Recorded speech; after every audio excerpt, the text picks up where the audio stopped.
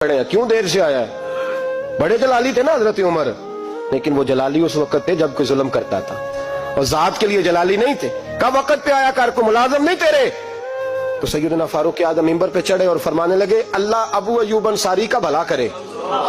जब तक इस तरह के लोग मौजूद हैं कोई बादशाह बिगड़ेगा नहीं।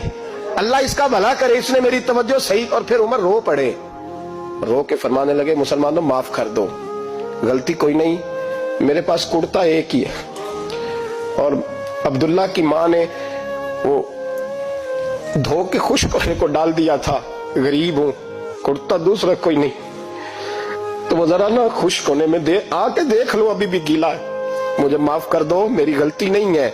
सहाबा दर्द के साथ रोने लगे।